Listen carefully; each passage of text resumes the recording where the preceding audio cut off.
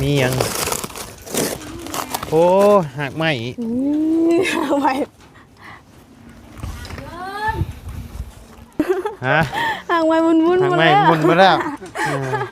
แล้วผากมาให้ทั้งพ่อแหละโดยเบอร์เอาสีอยู่ทางนี้นี่คืออีกยังแค่มึง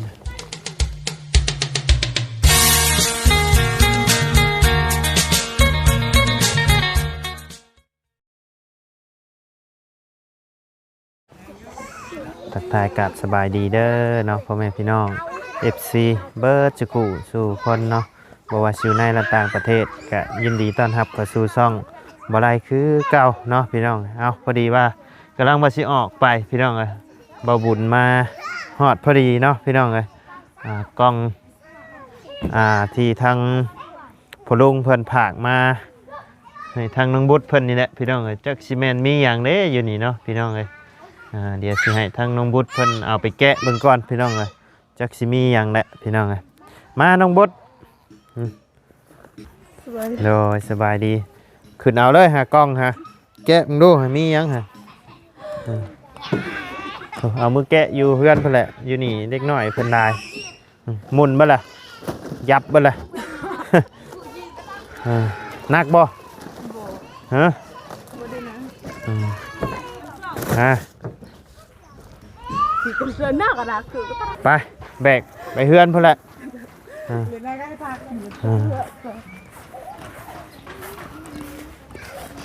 พาพี่พ่อเจ้าฮะคือว่ามีของพ่อเพิ่นนำพี่น้องเลยแกะอยู่ใช้แกะเทิงเฮือนบ่แกะอยู่นี่ได้แกะอยู่นี่ก็ได้เนาะอยู่ไหมแป๊บหนึ่งได้เสร็จเด้อเอาขาตั้งกล้องก่อนมาพี่น้องเลย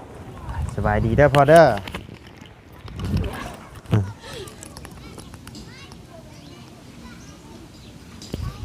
ไม่ตั้งแกะนี่ก็ได้เนี่ยใช้แกะมึงดูมีหยังแกะมึงดูน้องบด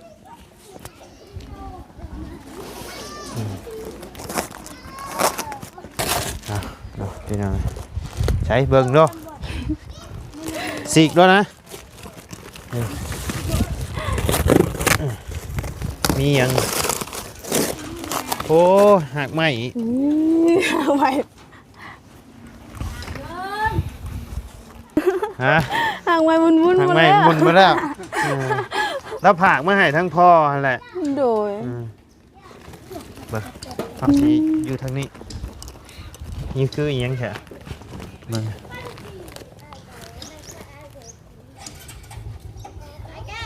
ตกคือยังไงยาบอกยาจักชิเมนอีกอย่างเลยอะไรกับบูฮู้พี่น้องเลยเป็นผักโอ้เพิ่นให้เอามาต้มนี่แหละนี่นี่เดี๋ยวเพิ่นเขียนไว้ยืนคือซื้อบ่ซื้อยังเอาไว้ต้มนี่เลยต้มคนหมดจะแบ่ง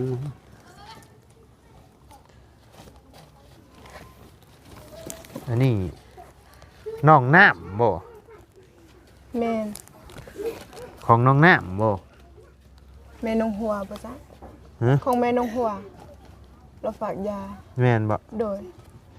อันนี้คือว่าน้องน้ำจักเดี๋ยวจังถามทั้งพ่อเพิ่นอีกทีมันเบิ่งกระมุนเบิดเนี่ยเอาอะไรไปเอามากะพาเครื่องนี่กะตกอยู่มันเน่าไปแล้วนี่ใช่บ่ได้แล้วนี่เน่าไปแล้วเน่าก็ตามใช้เพื่อนให้เอามาต้มนี่จักเมียนยังไงนี่โอ้ยามาให้จะต้มดีบวานนั่นแหละพอเพิ่นผากมาแต่ไทยผู้ใดนี่เอาไว้นี่ก่อนทั้งพ่อมันคือยังใช่อันนี้แบนแบบเย็นบ่แบบเย็นอันนี้แบบต้มบ่เอียงแบบเอียงขอกระอ่านบ่เป็นขอกระอันนี้ของน้องน้ำ มีของน้องน้ำบ่ จะคงไฟ ว่า นี่เอียงอันนี้โอ้มันใช่บ่ได้แล้วนี่เนาะได้ยินพ่อเพิ่นบอกอยู่ว่ามันเน่าไปแล้วขนมมันใช่บ่ได้แล้วเนาะมันใช่บ่ได้แล้วเดี๋ยวลองเอาตากแห้งแล้วก็ต้มกินเบิ่งเด้อพ่อเด้อเดี๋ยวเจ้ามีเฟซพ่อเพิ่นอยู่เนาะ โดย เดี๋ยวอันจังโทรหาพ่อเพิ่นมาต้มแบบใดก็ได้เด้อ โดย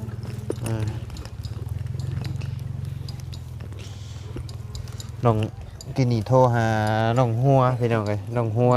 จะเพิ่นอยู่ใช่ ข้างหน้าข้างไปวิ่งเพราะว่าเขาเบิ้ลที่ดำตอนไหน โดยน้องหัว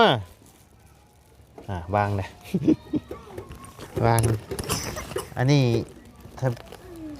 ของน้องน้ำบ่น่าจะผากไปให้แม่แล้ว แม่น เมนเราเมนลงหัวที่สิเมนยาอันนั้น โอ้มันเน่าวะล่ะนี่ แนวตา เน่าวะ คอยตากแดดตากแดด อันนี้ได้จากนี้ นี่ยังไง ยาบ่ อันนี้ก็น่าจะเป็นยาแล้ว ยานะ หักเป็นหักไม้ต้มนี่เดี๋ยวเพิ่นให้มากับอันนี้นี่เด้ อันนี้ยา อันนี้เป็นยาของเจ้าหั่นแหละยาท่ายาอย่างเงี้ยปวดหัวเข่าหัวคา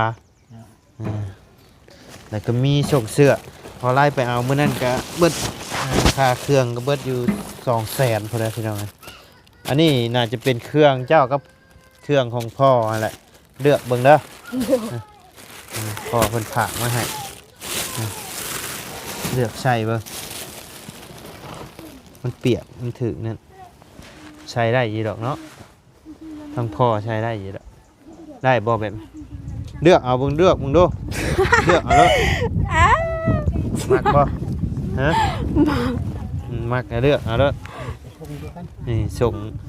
ให้น้องบุตรใช้นะส่งเด็กน้อยผู้ใดใช้ได้ก็ให้ผู้นั้นใช้ให้น้องจะใช้ ส่งคาซัน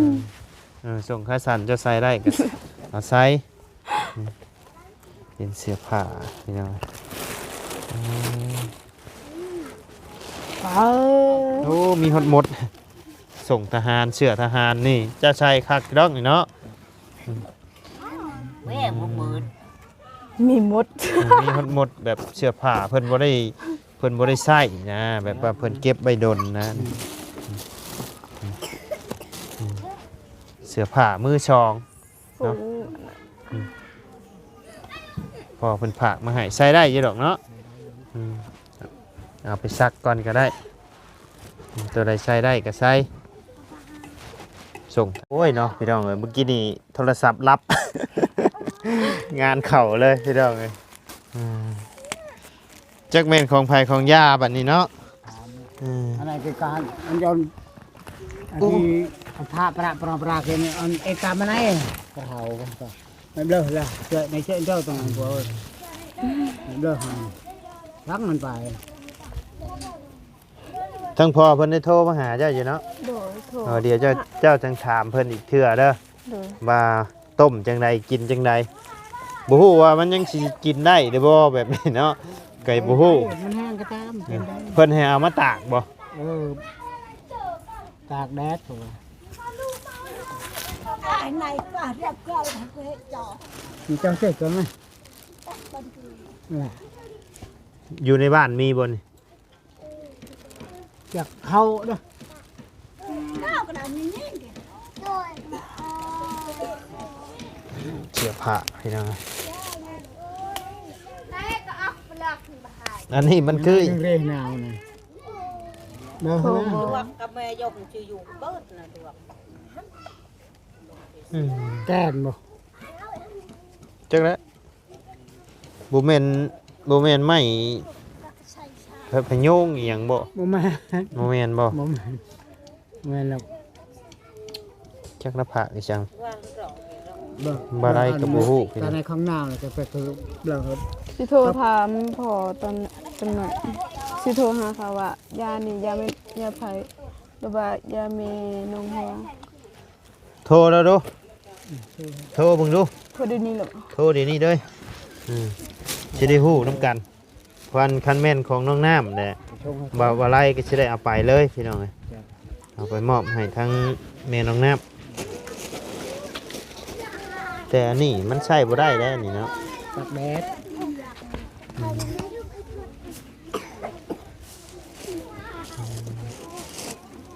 ว้า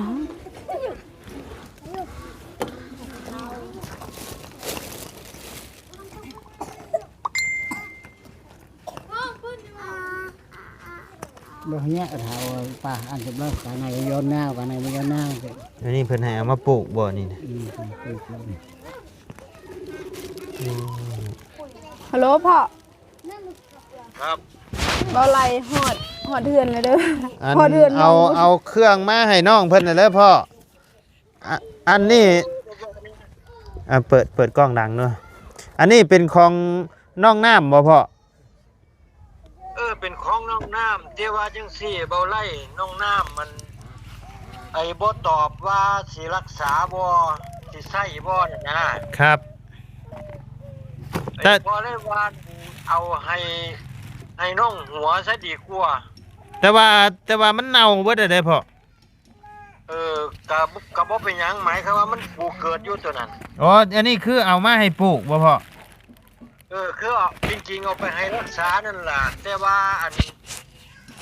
ถามมันบ่ค่อยเข้าใจมันบ่ยอมรักษาน่ะนะครับ ก็เลยว่าอยากถิ่มไว้ให้อันน้องหัวไว้ถ้าปลูกซะ อ๋อโอเคซะเดียวอันเอาให้น้องหัวเพิ่นเนาะ แต่ว่ายาตัวนี้เป็นยาที่ครบสูตรนะอันสองกล่องนั่น 2 กล้องในนอกเนี่ยป่ะ สองกล่องน้อยๆเนี่ยเป็นยารักษาลิซิดดวงชนิดหายขาด อ๋อเป็นยาปัวดิดสะดวง เออ อ๋อ บาง อันนี้ได้เฉพาะ ผ้ากับไฟ อันนี้คืออันฝางแดงให้พ่อน้องบุตร พอน้องบุตร ตากิน อ๋อ พัง ใช่อัน เป็นยาบำรุงเลือด ยามันรุ่งเลือด ยาบำรุงเลือดใช้ตัวเป็นหลอดได้พ่อ อันเป็นหัวใหญ่ๆนี่อันเป็นหัวใหญ่ๆนี่เป็นของแม่น้องหัว เมนงหัว อ๋อ ตัวนี้เป็นการ อันเป็นหลอดนี่เลยพ่อ อันเป็นหลอดเนี่ยของพ่อน้องบุตร ของพ่อน้องบุตรอ๋อของเจ้าเด้อนี่พ่อ ท่า อันนี้ เอาต้องใส่แน่ได้นี่พ่อ เดี๋ยวรายละเอียดจังสิคุยกับตอนเพิ่นใส่เลย ท่าบ่ อันท่าซื่อๆมันมันนั่นยืดเส้นยืดหยังอะนะที่มันเป็นตะคริวน่ะ ว่าหมองมันปวด ท่ามองมันปวดเนาะ เออ เลยท่ามองมันปวดได้พอได้ อันนี้เด้พ่อ อันไหนอันนี้จริงๆมันเป็นของไอ้เมียเบาตุน อ๋อเป็นของเมียบ่ตูน น้องสิเสียแล้วนั่นนะ เน่าเลย มันเน่าแล้วพ่อ มันเป็นอหย่างล่ะเขาเอิ้นบักว่างหาบักหน้าโหนั่นแหม อ๋อโดย แต่ลูกนั่นน่ะ อันนี้เป็นกล้องยาซื่อๆนี่เนาะ ตัวนั้นที่เป็นไอ้หนังสือนาที่เป็นหนังสือเป็นจดหมายบอกวิธีให้นะ อ๋อเบิ่ง ใช่เพราะว่าท้องมัน อ๋ออยู่นี่เนาะผางแดง ยาบำรุงเลือดอ๋ออันนี้ผางแดง ทอดโคนั่นละ อันนั้น เป็น ใส่ได้ ยา โดน บำ น่ะ รุงเลือดต้มกินใส่เทื่อละ2ชิ้น เออ เขาตัดเครื่องอยู่ไปได้นั่นเพราะว่ามันยาว ต้องตัดเครื่องอีกได้นั่น เพราะว่ามันยาวมันเขาต้องตัดเครื่องอยู่ที่แล้วก็พา มัน อ๋อ ตั้ง ตัดนี่กับผ้าบ่พ่อ ผ่านแล้วมันตั้ง พ่อน้อย พาจัดท้องเอานิ้วนึง พ่อให้มันน้ำแดงยิ่งครึ่งน่ะนะ อ๋อโดยอันนี้เป็นยาบำรุงเลือดเนาะ ยาบำรุงเลือดเพราะว่าเราเลือดจาง โดยอันนี้ได้เฉพาะ เนี่ยตัวสำคัญที่เป็นยารักษาโรคเบาหวานเล่านั่นแต่ว่าให้กินหน่อยเดียวนึงนี้ กินหลายบ่ได้ตัวนี้น้ำตาลลด กินหลายบ่ได้มันเป็นยาแห้ง โดย คันเป็นใบมันนี่ก็ใส่ได้เท่าละใบ โอ้เอาใช่เทื่อละใบบ่ขั้นเป็นก้านนี่ได้พ่อ อันเป็นก้านตั้งใจสิให้ไปปลูก มันปลูกได้บ่ โอ้ยมันปลูกบ่ได้แล้วมันแห้ง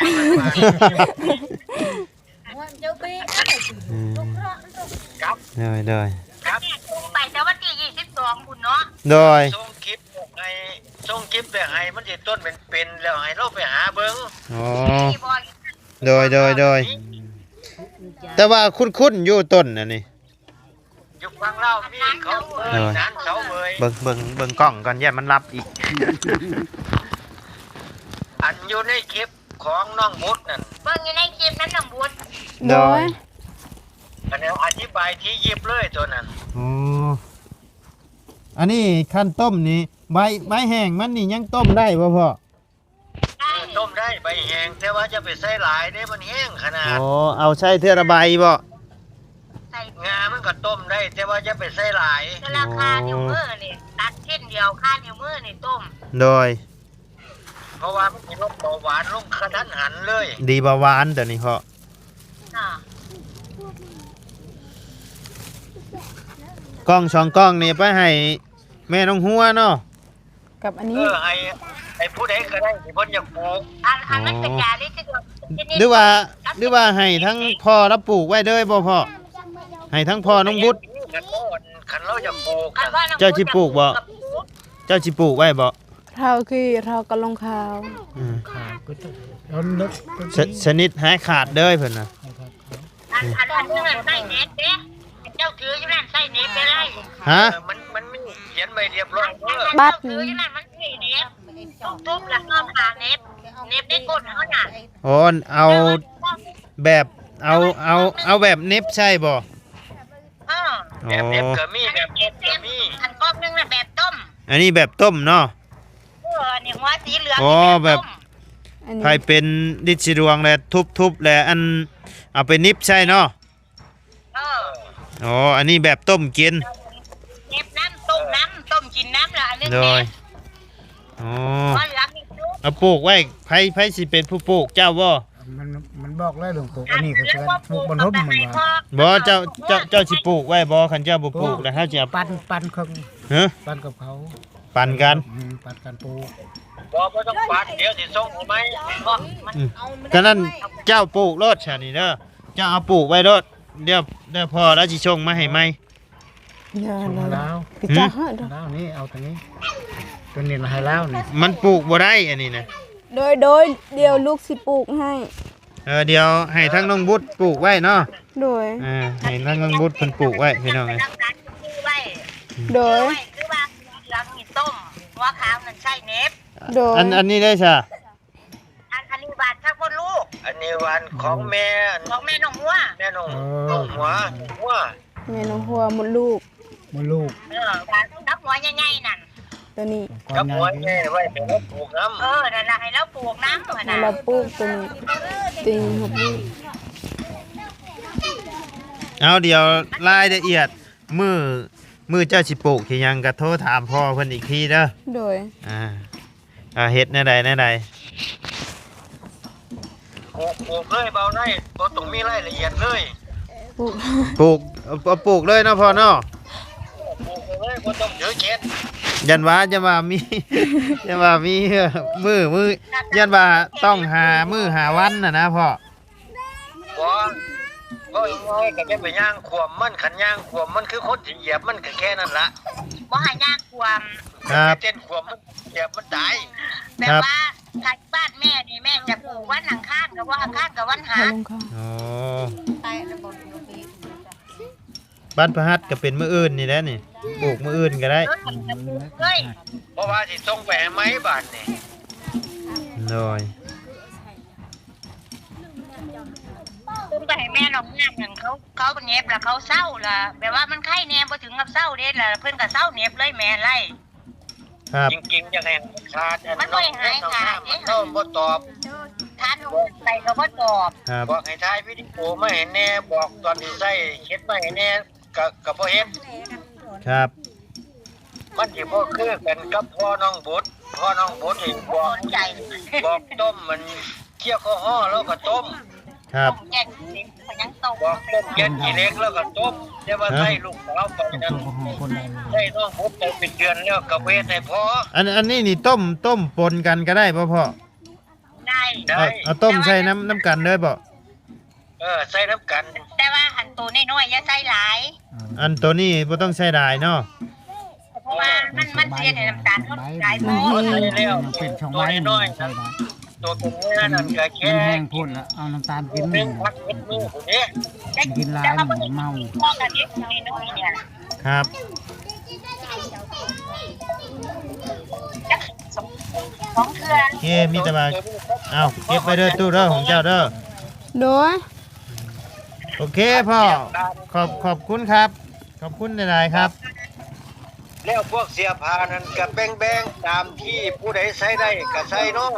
โด ครับ ย เสื้อผ้าได้เอามอบให้เพิ่นเรียบร้อยเด้อพ่อเด้อ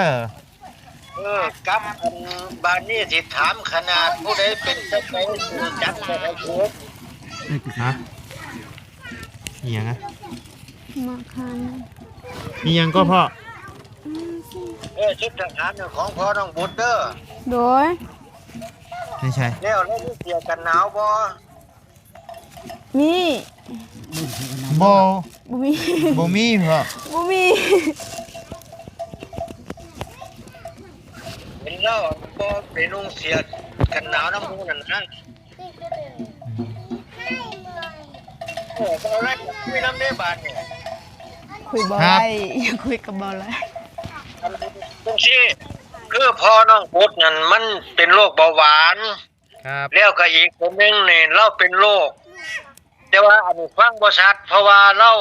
เว้าบ่ค่อยเข้าใจปานใด ครับผม แต่พอเข้าใจว่าเราเป็นโรคอันซิฟิลิส ครับ โรคซิฟิลิสต้องได้เข้าใจบ่ บ่ฮู้ครับ ลูกมันไก่บ่ลูกมันไก่ มันสิเป็นคือหอนไก่จริงๆก็คือโรคกะลีเนาะ โรคหอนไก่ บ่ให้โรคผู้หญิงโรคกะลีเอาตรง ครับ ๆแล้วยานั้นพอรักษาได้แต่ว่าบอกน้องหัวเขียนไว้แล้วเมื่อวาน แล้วก็มาเอาอินเถอะมาอ้อย ครับ ว่ายาไล่ฟาดิน ครับผม ยาไล่ฟาดินนี่เฮาจะไปซื้อให้ได้ บ่รู้คือกันครับ พอบอกแล้ว ตอนนี้มันมีอยู่ฝั่งลาวพออยากให้ซื้ออยู่พุ่นสิได้โอนเงินไปให้ ยาแบบนี้นี่บ่พ่อ บ่แม่นตัวนี้เป็นยาท่า เขียนแล้ว ไอ้ตัวนึงยังที่อันน้องบุตรให้น้องหมอเขียนไว้อยู่ แล้วอันนั้นแต่น้องหอเขียนแล้ว เขียนยาหนึ่ง ครับ เป็นยากินเพราะว่ากินแล้วมันสิหายขาดเลย ครับ แต่ว่าต้องถามรายละเอียดได้อบาดเนี่ยเฮาต้องเน้น ครับ คือเรามีเมียบ่ อันทั้งประตูนี่บ่ เพราะตู้นั้นไอ้พ่อน้องบุตรนั้นเรามีเมียบ่ ตอนนี้ตอนนี้เราบ่มีแต่ก่อนน่ะมีอยู่พ่อ หมายความว่าสิคือผู้ชายมันอยากปิดบังเนาะ ครับ คันไปมีเมียน้อยเมียหยังอยู่ก็ให้กินถึงสองคน ครับ ถ้าเกิดว่ากินตั้งแต่ผัวแล้วไปร้อยเมียน้อย ชาตินี้ก็บ่เซา ครับ มันเป็นโรคติดต่อเนาะ ครับ ถ้าปล่อย เคยบ่ตู้เจ้ายังไปหาผู้ชาวอยู่บ่ บอกบ่ได้ไปไทยเลย บ่ได้ไปใช้เนาะ ต้องอย่าปิดบังเด้ ครับ เพราะว่าเนี่ยเฮารักษา อืมครับต้องบอกเพิ่นต้องบอกทั้งพ่อเพิ่นความจริงเพิ่นจะได้รักษาให้ถึกเพิ่นว่าโอเคครับพ่อขอบคุณหลายๆครับ หมายความว่าคันบ่มีเนาะคันบ่มีเมียก็ให้กินผู้เดียว ครับ อันนี้คันปล่อยไปโดน มันถึงก็ค่อยขาด เพราะมันเห็นมาหลายแล้ว เมื่อค่อยขาดแล้วได้นั่งเงียวนี่ มันก็ซอยบ่ได้ ครับครับ เมื่อตามที่เราโทรมาหาพ่อนั่นมันยังมีโอกาสรักษาได้อยู่ ครับ แต่ว่าจะไปอายคนเพราะว่าพวกพวกนี้มันเป็นโรคได้ทุกคนเนาะ ครับ เออ แล้วสิโอนเงินไปให้ไอ้น้องบุตรแล้วว่าเรามีเลขบัญชีอยู่ ครับ ถ้าโอนไปก็บ่ต้องผ่านเบาไร่มาล่ะก็คือโอนให้เบาตุนสิได้โอนให้น้องบุตรเนาะ ก็ก็แล้วแต่ทั้งพ่อครับพ่อและพ่อสิให้ทั้งอันน้องบุตรเด้อก็ได้หรือว่าสิผ่านผมก็ได้ครับ มองไหนมันสะดวกเบาไร่บัดนี้ ก็ตามที่พ่อสะดวกเลยล่ะครับ เพราะว่าพ่ออยากให้ทั้งน้องเพิ่นเด้อหรือว่าอยากให้ทั้งลูกเป็นสะพานบุญให้ก็แล้วแต่พ่อครับ คือถ้าเบาไร่สะดวกบริการนี่พ่อก็อยากให้เบาไร่ ผม เพ ก็ ราะว่าน้องบุตร ยินดีครับ สิบ่ค่อยเข้าใจปานใด ผมยินดีครับ เอากันก็ซั่นเดี๋ยวโอนให้เบาตุนโอนให้เบาไร่ แม่นครับ แล้ว แม่ เบาน ไร่ก็ค่อยซื้อยาให้เนาะ ครับครับ กับอีกอย่างหนึงแม่ถ้าน้ำโคกนั่นเราก็ยังบ่เคยซื้อให้พ่อน่ะนะครับ คือเว้าแล้วที่สั่งงานไปนี่เราสิบ่ปฏิบัติตาม ครับ ต้องให้ยูทูบเบอร์ไปควบคุมมันนะครับ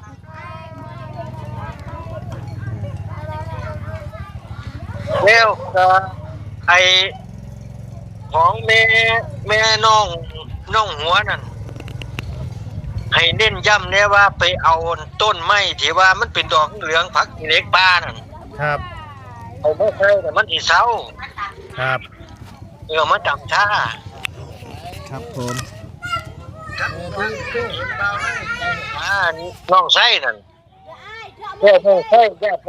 ยเป็นนิ้ว ครับ ก็เป็นนิ้วเนี่ยผมบอกว่ารักษา ครับครับ แง่ของน้องไส้นั่น ครับผม เพราะว่ารักษานิ้วเนี่ยมันเศร้าอยู่นี่ ครับ ครับพ่อขอบคุณหลายๆครับ เดี๋ยวผมนี่ก่อนเด้อครับ เดี๋ยวจัง เดี๋ยวขอเพิ่มจักหน่อยเนี่ย ครับครับ คือเบาจันนั่นเบาจันเราซอยคนมาหลายแล้วพอเราป่วย ครับ แล้วพ่อใหญ่นี่พ่อนี่สามารถซอยเราได้ ครับ เราเป็นโรคนิ้วนั่นเป็นนิ้วที่ว่าเกาะอยู่ควรปีนั่นรักษาได้ ครับ แต่ตอนนี้เรายังบ่ทันเสียพอ ครับ ถามเบาตุนหรือโทรมาหาพอได้พอซอยผมคือบ่ได้มีผลประโยชน์หยังบ่ล่ะ ครับ มั่นใจว่าซอยคนได้ ครับผม เอาแค่นี้เราได้ขอบคุณ ค ห รั ลา บ ย ครับบัดดีครับพ่อ สวัสดีครับ ครับบัดดีครับ ครับสวัสดีครับ ครับโอ้จื้ออยู่เนาะที่พ่อเพิ่นบอกเนาะได้ยินอยู่ว่าเพิ่นถามว่า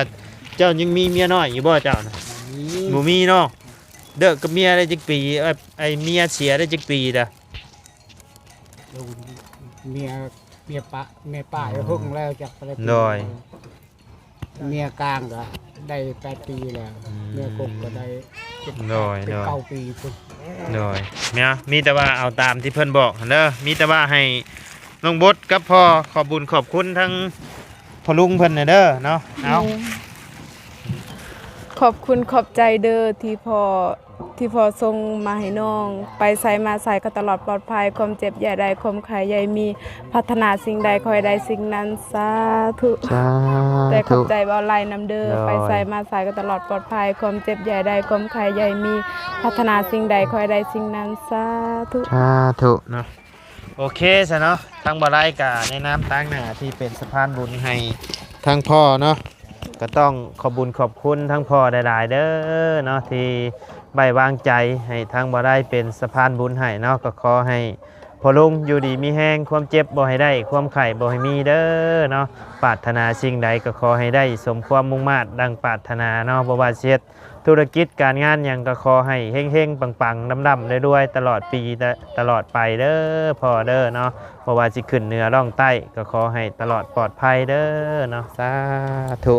ไป้าจ้าพี่น้องเอ้ยสำหรับคลิปนี้บ่าวไร่น้องบุตรแล้วก็ทั้งพ่อเพิ่นลำลาเด้อพี่น้องเด้อพบเจอกันในคลิปหน้าเนาะขอบบุญขอบคุณพ่อแม่พี่น้องและ FC เบิร์ดจุกขู่จุกคนเนาะที่เข้ามาติดตามนะครับชมทั้งช่องบ่าวไร่เนาะสำหรับคลิปนี้ลำลาแล้วพี่น้องสบายดีเด้อเนาะไปพี่น้องเอ้ยอึ๊บ อืม